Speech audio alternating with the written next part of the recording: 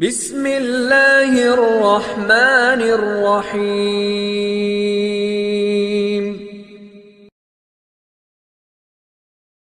हमारे चैनल को सब्सक्राइब करें और नई अपडेट्स के लिए घंटी के बटन को जरूर दबाएं। عزیزان والدین ډیر اهم سرمایه ده، یا خصوصا د مور او والدینو کې د مور ډیره غټ اهمیت دا په شریعت کې راغلی. الله پاک فرمای ووصینا الانسان بوالديه احسانا، وای موږ حکم کړی انسانانو ته چې د مور او پلار سره احسان کوي. بیا متصل مور ذکر کوي حملت امه وهنا على وهن، ولې چې مور ته اوچت کړی د کمزورۍ په حالت کې د کمزورۍ د پاسه. نبی علیہ الصلوۃ والسلام ته یو صحابي راغلو، ورته وی اے د الله رسول صلی الله علیه وسلم من ابر، چا سره نیکي وکما په دې ټوله دنیا کې چا سره حسن سلوک وکما. نبی علیہ الصلوۃ والسلام ورته فرمایل چې امک د خپل مور سره حسن سلوک وکا. بیا ورته دا صحابي راځي وای اے د الله رسوله په دې ټوله دنیا کې چا سره حسن سلوک وکم. بیا ورته نبی علیہ الصلوۃ والسلام امغه یو خبره کوي امک د خپل مور سره ښه سلوک وکا. بیا ورته هغه صحابي درېمه پیره راځي، رسول الله مبارک ورته درېمه پیره وایي چې امک. څلورمه پیره چې کله راشي نبی علیہ الصلوۃ والسلام ورته فرمای ابوک، د خپل پلار سره حسن سلوک. نو ګوره د مور درې پیرې تذکره شوې ده او د پلار یوه پیره تذکره شوې ده. علما په دې کې لټون کړی دی چې دا ولې. نو علما ویلي ځکه چې والد والده مور دا یو درې امتحانات ډېر په مشکلاتو کې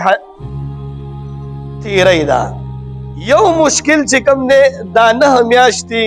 دا ماشوم په ګیډه کې ګرځول، دا ډېر لوی مشکل دی. یو مرحله د مور دا ده،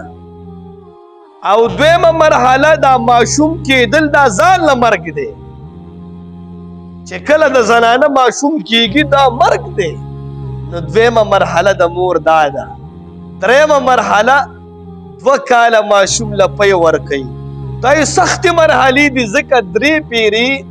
نبي علیہ الصلوۃ والسلام د مور د حق باره کې ویلې، او یو پیری بیا اخره کې ویله چې ابوکه د مور قدر او د مور سره حسن.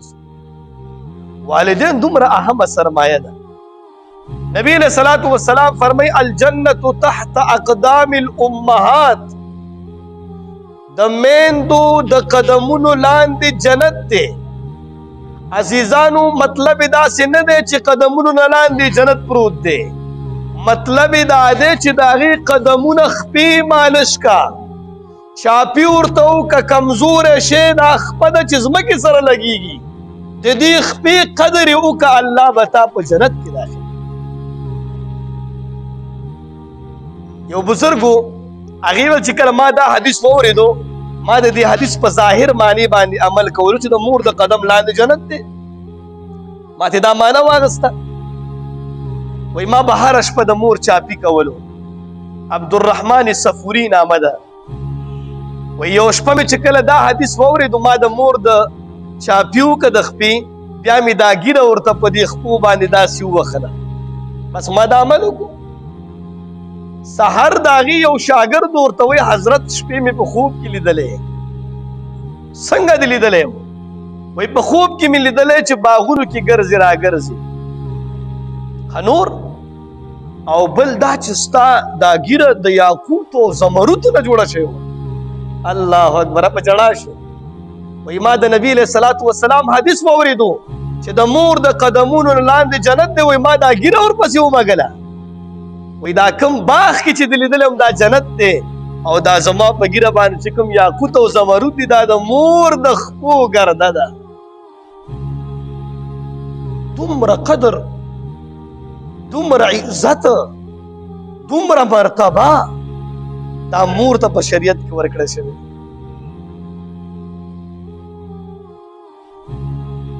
نبی علیہ الصلوۃ والسلام ته یو صحابي راځي او کس ته مور تقریبا د یمن نه د کوم ځای نه په شا باندې راوسته او مدینه مکه مکرمه ته طوافونه پیو ک سعی بین الصفا والمروه وکړه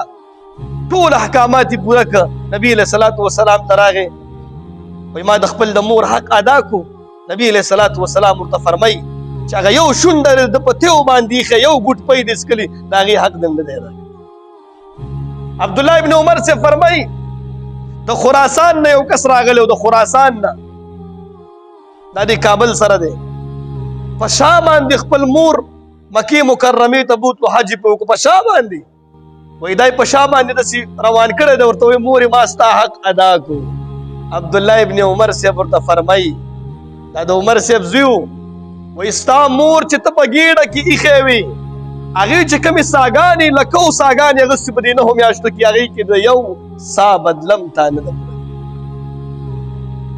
هغه ساګانو کې د یو سا بدلم تا نه ده پوره کوم ساګانی چې هغه غسي دومره اهم رشتہ ده تاسو وګورئ مین د سمره جاړي تاسو وګورئ د مین د سمره مرتبه ده په کورونو کې څه عزت ده څه احترام ده کتابه تم برابر وي احترام شته او کتابه تم برابر نی په سرم درد یا زمون خزي سره چیړو ک یا بل څوک بس د مور بیا د خپل اسونه رانی سبحاری وباس اویس قرنی رحمت الله علیه تابعیو نبی علیہ السلام صحابه په مجلس کې ناشته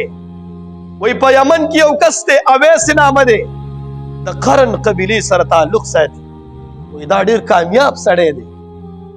کامیاب خو موږ هغه ته وای چې صحابي دا تابعیو صحابینو د نبی علیہ السلام ملاقات ته نو راغله په یمن کې صحابه ایریان شوې د الله رسول صلی الله علیه وسلم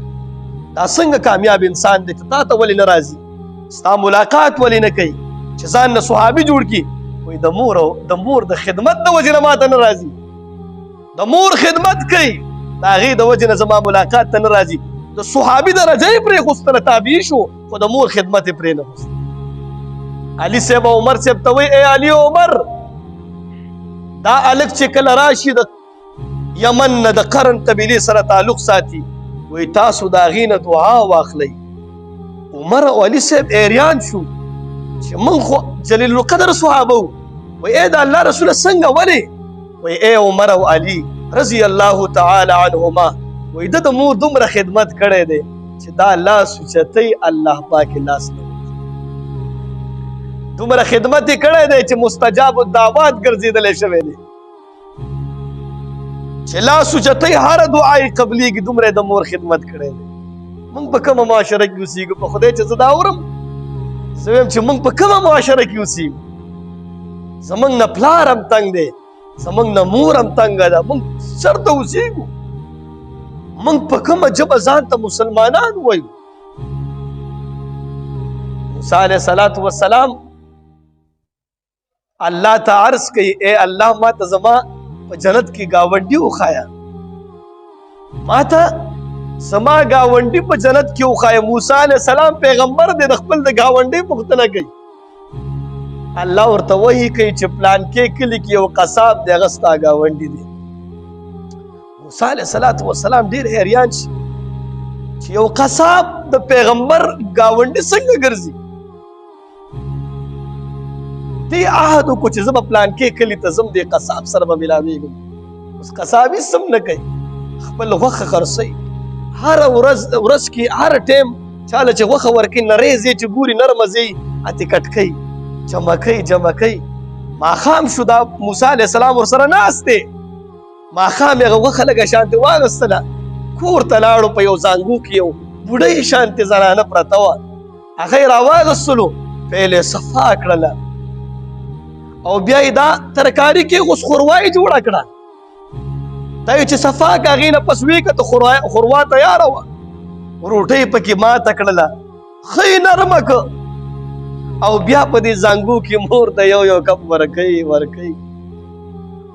او مور له دعا کوي چې الله پاک دې په جنت کې د موسی علیه السلام سره ګاونډي که موسی علیه السلام چې کله دا وکته ورته وایي دا ته څه کې وایي دا زما مور ده هر سحر چې زم دا لامبومه او صفا کومې